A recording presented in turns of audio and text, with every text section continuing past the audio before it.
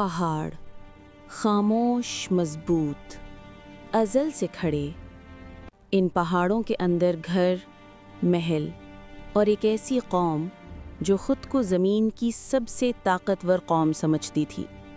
لیکن ایک دن ایک آواز آئی، ایسی آواز جس نے طاقت، غرور اور تاریخ سب کچھ مٹا دیا۔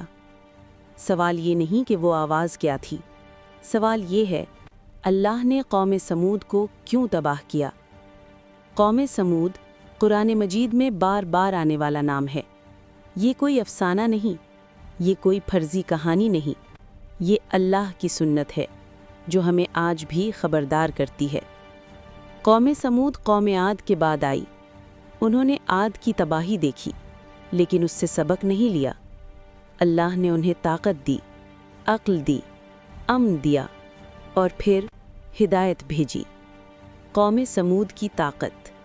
یہ لوگ پہاڑوں کو کاٹ کر گھر بناتے تھے، نہ صرف رہائش بلکہ مضبوط قلعے۔ قرآن گواہی دیتا ہے کہ وہ فن تعمیر میں ماہر تھے۔ وہ کہتے تھے، ہم سے زیادہ طاقتور کون ہے؟ یہی سوال انہیں لے ڈوبا۔ اللہ نے ان کی طرف حضرت صالح علیہ السلام کو بھیجا، ایک نبی، سادہ لباس، نرم لہجہ اور چہرہ نور سے ڈھکا ہوا۔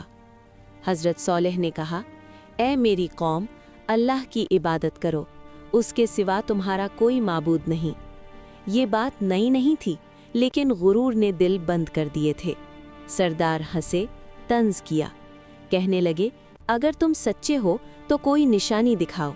یہاں ایمان کا امتحان شروع ہوا۔ اونٹنی کا مطالبہ۔ انہوں نے شرط رکھی کہ ایک چٹان سے زندہ اونٹنی نکلے۔ حضرت صالح نے اللہ سے دعا کی، پہاڑ خاموش تھا، پھر چٹان پھٹی اور اللہ کی نشانی ظاہر ہوئی، ایک عظیم اونٹنی، ناقۃ اللہ۔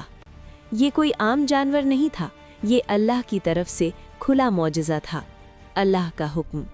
حضرت صالح نے فرمایا، اس اونٹنی کو نقصان نہ پہنچانا، ایک دن یہ پانی پیے گی، ایک دن تم۔ حکم واضح تھا، آزمائش بھی واضح تھی۔ کچھ لوگ ایمان لے آئے، لیکن اکثریت نہ جھکی۔ سردار بولے، یہ ہمارے پانی پر قابض ہو گئی ہے۔ اصل مسئلہ پانی نہیں تھا، اصل مسئلہ اطاعت تھا۔ قوم کے 9 بدترین لوگ جمع ہوئے۔ قرآن انہیں فساد پھیلانے والے کہتا ہے۔ انہوں نے فیصلہ کیا کہ اللہ کی نشانی کو ختم کر دیا جائے۔ یہی وہ لمحہ تھا جہاں قوم نے اپنا انجام خود لکھا۔ اونٹنی کو شہید کر دیا گیا، زمین کانپ اٹھی، فضا بدل گئی۔ حضرت صالح علیہ السلام نے فرمایا، اپنے گھروں میں 3 دن رہو، یہ اللہ کا وعدہ ہے۔ یہ آخری مہلت تھی۔ وہ ہنسے، کہنے لگے، کہاں ہے عذاب؟ لیکن اللہ کی پکڑ خاموشی سے آتی ہے۔ تیسرے دن فضا میں سناٹا، ہوا رک گئی۔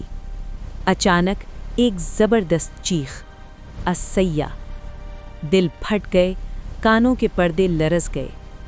پھر زلزلہ، الرجفہ، پہاڑ لرز گئے، محل گر گئے۔ قوم سمود وہیں کے وہیں ختم۔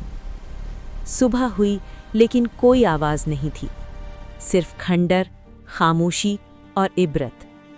قوم سمود ہمیں بتاتی ہے کہ طاقت نجات نہیں، ہدایت نجات ہے۔ اللہ نشانی دکھاتا ہے، مہلت دیتا ہے، لیکن جب فیصلہ آتا ہے تو کوئی بچ نہیں پاتا۔ آج ہم بھی اپنی عمارتوں پر فخر کرتے ہیں، اپنی طاقت پر ناز کرتے ہیں، لیکن سوال وہی ہے کہ کیا ہم اللہ کے حکم کے آگے جھکتے ہیں؟ جو جھک گیا وہ بچ گیا، جو اکڑا وہ مٹ گیا۔ یہی اللہ کی سنت ہے۔